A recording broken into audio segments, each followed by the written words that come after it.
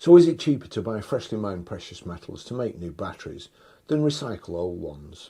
And I think the answer is sometimes yes.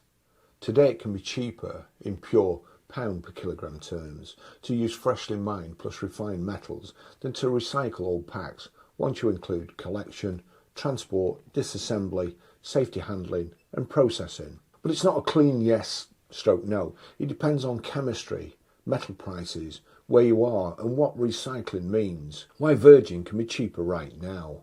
Battery grade material is expensive to make either way. Recycling don't give you ready to build cells. It gives you intermediates, black mass, salts, sulfates, cathode precursor, cathode material, cells. That chain has costs and losses, just like mining and refining does. Logistics and safety are brutal. End-of-life packs are heavy hazardous goods, often damaged, unknown condition, and it requires trained handling and careful disassembly. Those costs don't exist or are much lower when you're buying virgin material in bulk. There's a chemistry shift. LFP reduces recycling value. A lot of growth is LFP, especially in China and increasingly elsewhere. LFP is cheaper and avoids cobalt nickel. That also means the recovered metals are worth less, so the economics are harder. Lower metal prices can wreck recycler margins. When nickel and cobalt prices fall, recyclers' revenue per tonne drops fast, but their costs don't. That's why recycling can be viable one year and not the next. When recycling is cheaper, more attractive, high nickel stroke cobalt packs, NMC, NCA, if you're recycling NMC stroke NCA at industrial scale with efficient processes, it can be economically strong. And the environmental footprint can be much better than mining. Manufacturing scrap, not old car packs, is the easy money. A lot of recycling today is factory scrap, no dangerous goods nightmare, which is far cheaper and easier to process than random end-of-life packs. The closed loop claim, the key reality. Closed loop is more of a strategy than a current reality. There ain't enough end-of-life feedstock yet to supply demand at scale. Recovered material often goes into global supply chains, not back to the same original equipment manufacturer. Recycling helps reduce future virgin demand, but it doesn't eliminate it anytime soon. So the straight answer, at today's scale and with today's costs, virgin materials can be cheaper on a delivered basis in many cases, especially with LFP and low metal prices. Recycling wins more on security of supply, plus emissions, plus long-term resilience, and it can be profitable in the right conditions. Chemistry plus scale plus good logistics. So if it's as the evangelists claim and it's a closed loop, why aren't batteries cheap? Well, let's tackle the biggest contradiction in the EV world. We keep getting told battery materials are recyclable. It's a circular economy. It's a closed loop.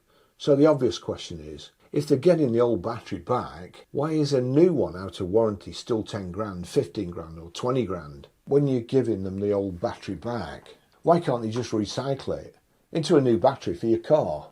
You've got the materials there. Here's the answer. Closed loop doesn't mean cheap, not even close. Recyclable doesn't mean turns into a new battery. People picture it like a gas bottle. You hand the empty one back, they refill it, job done.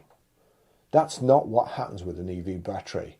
Most recycling gives you black mass, a mixed powder. Then it has to go through a long chain, shredding, separation, chemical processing, refining battery grade salts, cathode material, then cells, then modules, then a full pack. That's a multi-industry process with time, costs, energy use and losses at each stage. So your old pack doesn't come back as your new pack. It goes into a supply chain. The pack you're buying is much more than metal. When you get quoted for a replacement battery, you're often buying a complete high voltage pack, not a bag of lithium. It includes the casing and crash structure, cooling and heating systems, sensors and wiring, high voltage contactors, fuses, safety devices, battery management electronics, seals, connectors, venting and protection. So even if the raw materials were free, you're still paying for a highly engineered product. Scrap value isn't what people think. Even the valuable metals story is changing. A lot of newer EVs are moving to LFP chemistry.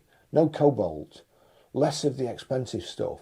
So your old battery is worth a fortune idea, not always. Sometimes it's worth something, but not enough to knock thousands off the bill. Out of warranty means you're paying for risk and compliance. This is the part nobody says out loud. High voltage batteries are dangerous goods. Transport is regulated, storage is regulated, handling requires trained techs, safety gear, procedures, and if the manufacturers supply a pack out of warranty, they're also pricing in diagnosis risk, commissioning and software pairing, liability if something fails later. That's why these jobs aren't priced like normal parts. Closed loop is more strategy than reality today. Yes, recycling is growing. Yes, it matters. But we're not at the point where end-of-life packs are flowing back in massive numbers and replacing mining. Most EVs are still in first life. Some packs go second life. Some are stored. Some are waiting for capacity.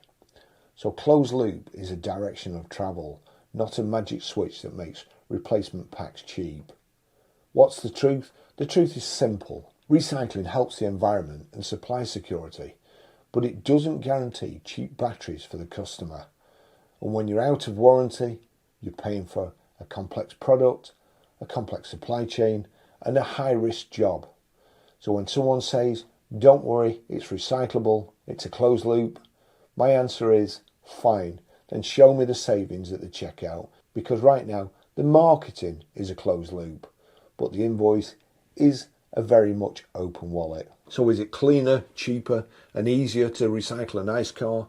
And are the materials easier to reintroduce back into the manufacturing process?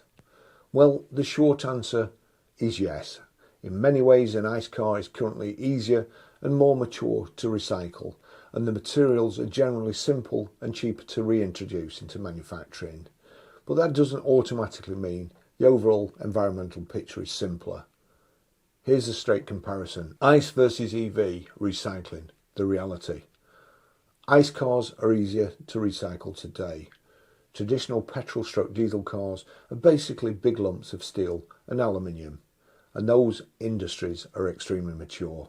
Around 85 to 90% of a typical end-of-life car is reused or recycled in Europe. Roughly 75% of a scrap vehicle is recyclable metal alone. About 85% of automotive steel is recycled and goes straight back into manufacturing. That means simple shredding and separation, known materials, established markets, low risk, large volumes.